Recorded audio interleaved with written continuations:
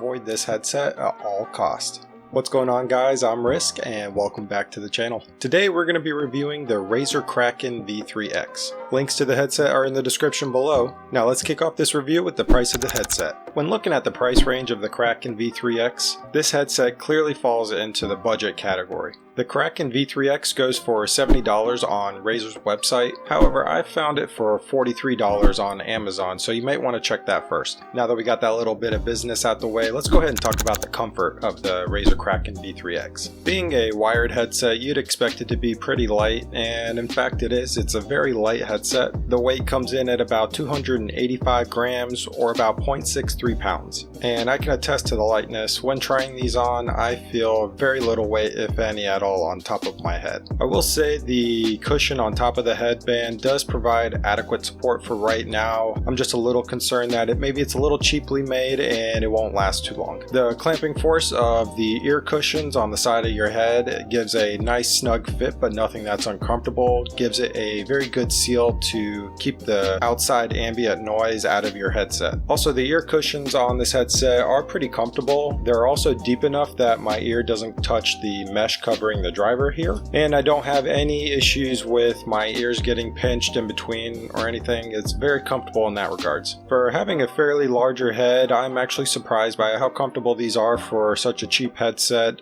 Top marks in this regards for the Kraken V3 X. Just a friendly reminder to smash that subscribe button below, it really helps the channel out. Looking at the functionality of the Kraken V3 X, there's really not much to say about the headset here. You've got two controls on the left ear here. You have a mute button that provides a tactile feedback. Only thing is, you'll need to remember that when it's pushed in, it's on mute, otherwise you don't get an indicator. And of course you have your scroll wheel here for the volume. One neat thing is that the volume indicator does actually show up on your computer screen, so you can see where your volume's at. Beyond that, you have just your minimalist RGB lighting. The Razer logo right in the middle of the headset is the only part that lights up. Here's a close-up look at the RGB lighting on the headset here. As you can tell, it's just the Razer logo. And of course, you connect this headset to your PC through a 6.5 foot cord via USB-C. Now let's get on to some of the fun stuff and let's look at the mic and do a mic test with this headset. Alright, so this is what you're going to get straight out of the box with the Razer Kraken V3 X. As you can tell, you can hear the keys on the keyboard. You can hear mouse clicks easily.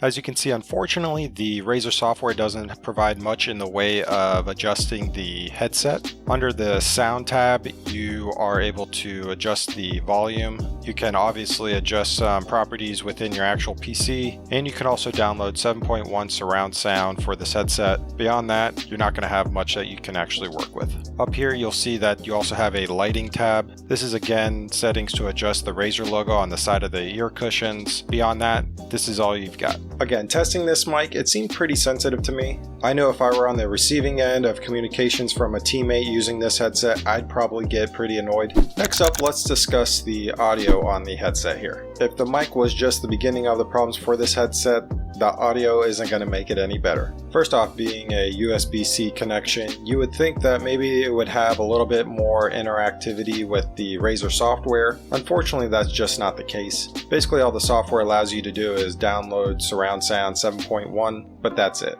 I've seen some people say that the volume on these is a little bit too low. I don't know that I necessarily have that opinion. The volume gets plenty loud for me, but what I can say is the quality of the audio is very subpar. I am not impressed at all. When wearing these, the audio sounds like it's a bit muffled, and when you turn the volume up, the more pronounced that muffled sound is. Honestly, I think you can actually find some headsets that have better audio with the 3.5mm jack than this one. Just based on the audio alone, this is why I would avoid this headset at all costs and look towards something else, like the Black Shark V2 that I review here.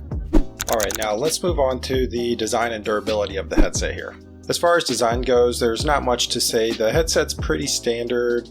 It is sleek, but not much in the way of ingenuity. I will say the one thing that is interesting, it has no functional use, but is pretty cool, is the outer mesh on the ear cushion here. Here's a close-up view of what the mesh on the ear cushion looks like. As far as durability, I am glad that they have this thick metal band running through the headset here. It doesn't give me any concerns. The only issue might be the actual plastic housing around it would be the weak point in this headset. And again, mentioned earlier, I think the cushion on this headset is probably not going to last you too long.